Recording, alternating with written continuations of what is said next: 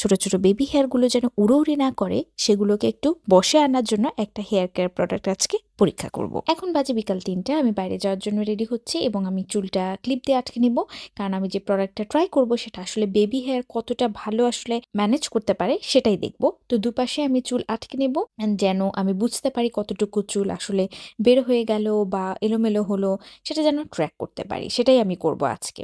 তো এই হলো সেই product got to be hair and brow gel. তো সেটা ভালো মতো করে স্ক্র্যাপ করে নিচ্ছি যেন খুব বেশি প্রোডাক্ট না থাকে ওয়ান ডে, এবং এরপরে সেটাকে আমি জাস্ট চুলের উপর দিয়ে একটু ব্রাশ করে নেব, এবং আপনারা যেভাবে চান সেভাবে ব্রাশ করে নেবেন।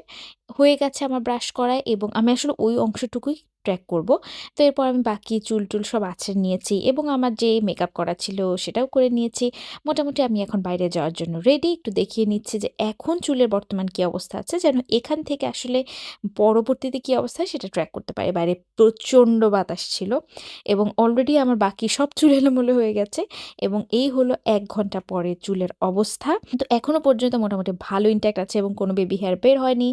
এটা হলো সন্ধ্যা ৭টার দিকের অবস্থা, এবং এখন একটুখানি এপাশ দিয়ে আমার বেবি হেয়ারটা বের হয়ে গেছে, কিন্তু বাকি ওভারঅল কিন্তু ভালোই লাগছে দেখতে। এবং এরপরে আমি লাস্ট যে ফুটেজটা নিয়েছি এটা হলো রাত ৮টার সময়, এবং আমি কিন্তু এই প্রোডাক্টের পারফরম্যান্সে বেশ স্যাটিসফাইড। ব্রাউ আর বেবি হেয়ারের জন্য এই প্রোডাক্টটি আপনারা পেয়ে যাবেন বিউটি আপু পেজে।